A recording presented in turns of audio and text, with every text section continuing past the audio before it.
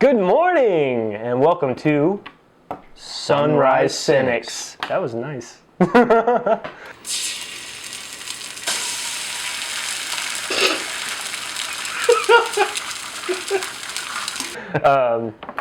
Today, we're going to be talking about something near and dear to my heart and Austin's heart. Artificial intelligence. Oh, okay. You didn't know it was near and dear to your heart? Well, I mean, it's something that I guess I enjoy. I mean, the other night you were telling me like how intensely inspired you are by Elon Musk and how you wish that you could have been him. And then you cried and I held you. Apparently you're not that intense about it. This story is falsified. A complete fabrication. But I still do appreciate Elon Musk's efforts into ethical AI. Mm-hmm. He's invested in it. Well, today we want to talk about just kind of like, is it right for us to keep on going with this technology, for us to keep evolving this possible thing that's going to be in our future? I mean, right now we already have AI like Siri and Google Assistant and Cortana. Yeah. But I mean, Cortana won't ever tell me that she loves me. Was she not? No. Oh, I don't know. Cortana's disabled on my desktop, so. She actually deleted you from her contacts. She's blocked your I number. deleted Cortana myself. Oh, yeah. You guys have a falling out? Trying to avoid Microsoft telemetry. So you're just not ready, like you're not ready for a relationship. Essentially. But I think Microsoft automatically re-enabled Cortana during like the last update, so I guess she is back in my life. She went through rampancy, just like in Halo 4. I didn't play Halo 4, so. Oh yeah, because you're like PC master race. But I mean, you see it in our pop culture all the time. You've got video games are always referencing it, like Fallout 4, where there's that whole rebuttal with the synthetic humans and like how they're wanting to have like a real life. Some of them don't even know that they're fake. And also like Blade Runner, which is also the novel. Yeah. Do androids dream of electric sheep? Mm-hmm. I mean, that's also a pretty good piece of creative literature and movie. But I mean, it's something that we've always kind of fantasized about and flirted with. But I mean, it's gonna be coming in the near future. I mean, I could probably see actual technology having personality. Like, it develops its own personality. Could you imagine sort of having a friendly relationship with your computer? I try to have a friendly relationship with my computer right now. But I mean, can it reciprocate? Reciprocate? Reciprocate. Can it reciprocate that same friendly emotion? I mean, as long as it's not overheating, then I would say yes. You're a pretty simple guy to please, though, apparently. That's a sign of, good gesture. Mm-hmm. Well, as long as my water cooling is not leaking and temperatures are fine, then I think it's... As long as it's a slave and does everything you need it to. As long as it's doing what I want it to do.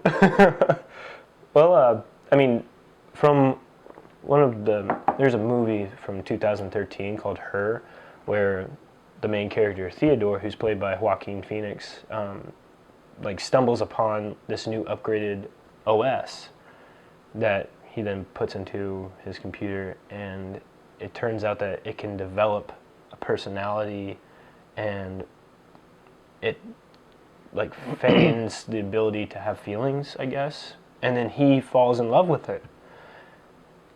The movie's called Her, and yeah, I still haven't seen this yet. It's got Scarlett Johansson as the OS, and it's just a really good movie. But what happens if we go to a future where we actually have people falling in love with artificial intelligence? I think personality is something that is easy to fall in love with. What if your computer right here started to get to know you, had a sexy voice, and started knowing all your deepest, darkest secrets, do you think you could like have a relationship with? I would probably throw it away. You're just distancing yourself from any type of relationship. He's just not ready, guys. No, I mean, I think that when it comes to developing artificial intelligence, you have to be careful about when the artificial intelligence develops its own will to survive. That's when it becomes dangerous. But I mean, can you have artificial intelligence with a capacity to feel human or human-like emotions without having a will to survive? Well, then you'd just be me. No, not really. I like to live, but it just seems sort of cruel, I guess, to give somebody the capability. Well, not somebody, but something the capability to feel and think, but not give it the ability to have like free will or, I guess, the will to survive. If it is not endowed with the will to survive in the first place, then is it even an ethical dilemma in the first place? Yeah, I guess. I mean, I don't feel sorry for my toaster. I force it to make me toast all the time. And we just keep trying to make our toasters smarter every day, you know? Yeah, the other day, no lie, I was on Google searching up the many ridiculous things that I search up, and one of them was like a toaster that can talk back to you. Yeah, dude, we're connecting everything to the internet, and it's probably the worst decision we've made in the past 20 years, connecting our toasters and refrigerators to the internet. But just one day I would like to like just go to a toaster and say like, "Hey, how you doing?" And the toaster would be like, "I'm doing just fine. You want a bagel?" And they're like, "Yeah." Like, how'd you know, toaster? yeah, except the problem with that is there's a good chance your toaster is a botnet for somebody, you know, sending out spam emails to like millions of people or doing something, because you just don't know when it comes to the Internet of Things. My toaster's a secret jerk. Yeah. I mean, it likely is if you buy a smart toaster. Or your blender is going to be doing illegal things without you even knowing about it. But that's a different discussion, you know, the Internet of terrible things. Yeah. Well, here, I have a question. Yeah. How soon do you think this type of technology will be coming to us? Like what type of technology? Like actually developing a real human-like AI, or possibly even making a synthetic human. Well, I think making a android is pretty far off when it comes to the biology or the anatomy, physiology, or whatever. Like the actual physical component of creating an android is, I think, just so far away. But the software side of things, I think we're not that far off, really. And like Google, with their deep mind, they're making pretty big strides in creating artificial intelligence that can actually learn on its own, you know.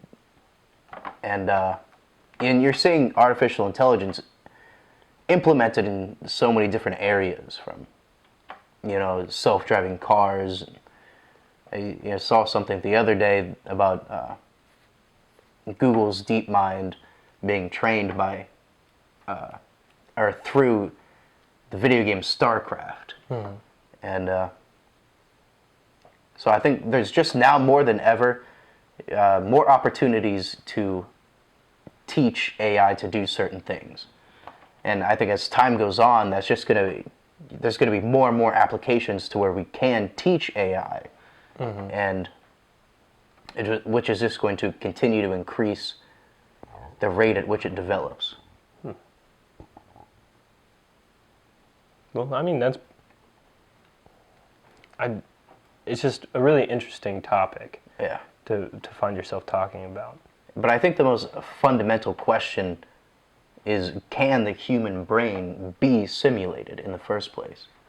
I mean, for one, we have something that I don't think could ever be replicated is the actual ability to have senses, to actually smell something, to actually see something, to actually feel it.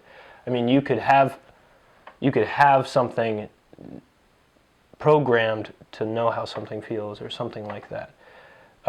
In a video game, Halo 4, Cortana, who is an artificial intelligence, she is going through rampancy. It's kind of like dying of old age for us. She finds herself in an area where everything is synthetic. It's fake. It's just made. And there's a sun. It's just a fake sun. And she says, I could give you a million reasons why that sun isn't real. And then she talks about the physics and the math being wrong and how it couldn't possibly be real and it's just a fake sun. But then she goes on to say that, but I couldn't tell you if it feels real, if it looks real. Yeah. And I mean, that's something that I think is really imperative to our existence, is to be able to have emotion and feeling, because we make a lot of decisions based on emotion, how you react, how you take in certain information. If we don't have that ability, I think of all the things that we couldn't do as a society or as a species to be able to have emotion and feeling. Well, that's like the kind of the main premise of Do Androids Dream of Electric Sheep, is the emotional or capacity of artificial intelligence, or their capacity to have empathy for other beings. And I mean, of course, the civilization in the book, or the society, thinks that an android is completely incapable of being empathetic, but Decker seems to think otherwise. So you think that emotions are something that cannot be replicated through artificial intelligence? I guess I don't know. I mean, in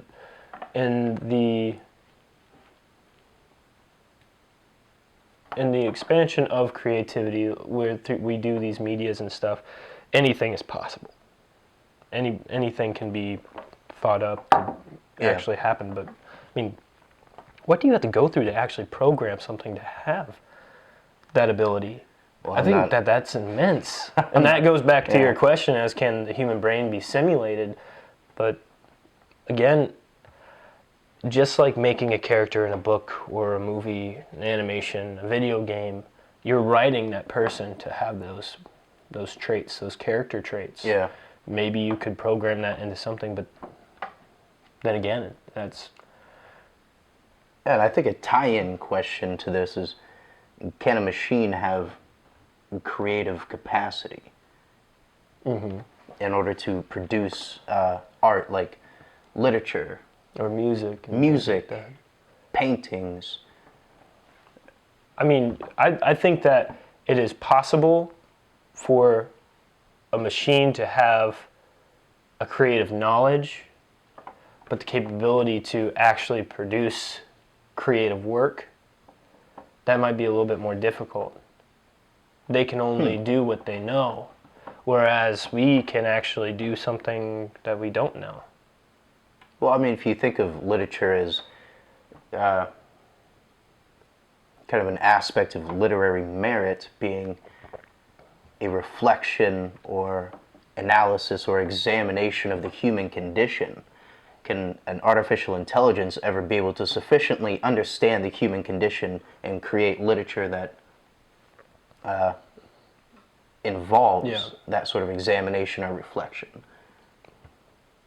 But there has been, like Google's DeepMind, in creating music, because they fed it a bunch of classical works of music and told it to pretty much output its own creative or unique, I guess, unique works of music based upon what it had learned. Do you mean unique as in, like, just kind of out there?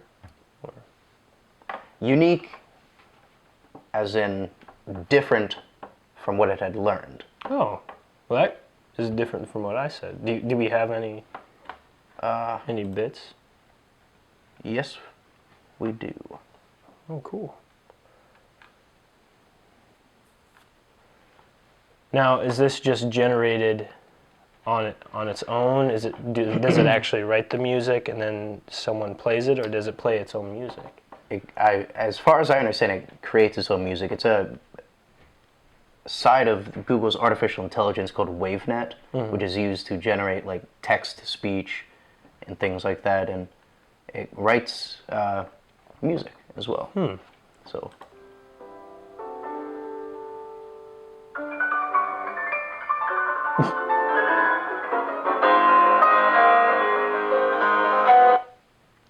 Wow, that's kind of intense. Yeah, there's almost like I think the music kind of hits the auditory uncanny valley, where it's almost music, but not quite. It's just not usual music. Familiar music.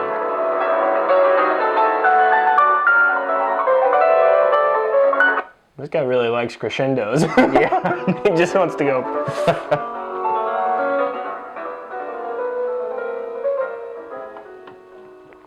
Oh, I went the other way. Well, that's pretty interesting. Yeah, so that's what Google's been coming up with. And, you know, they have other text-to-speech kind of things that are, from what I understand, pretty revolutionary. Well, I'm interested to see what's going to happen in the next 5 years, because... Yeah, I think there's going to be some pretty big strides coming up. Yeah. Because Google keeps releasing new, you know, kind of updates on what's been going on. And Well, that's pretty interesting. Well, I think that's pretty much all we've got for this show. Hope you guys enjoyed it. I really like talking about this stuff. Just make sure you keep tuning into our Sunny Cynics channel. And if you like us, subscribe, give us a like, comment down below. And I hope you guys enjoyed. We really like doing this. Our our sunrise shows are typically going to be a bit more controlled like this, unlike our sunset shows, which are pretty chaotic. But I mean, if you like the stuff that we're talking about, if you want to find out, if you want us to talk about something else, just leave something down in the comments. We'd be glad to pick your guys' brains too. And if you want to keep on talking about this topic, we'll have a conversation. So, you guys have a great day, and always be cynical.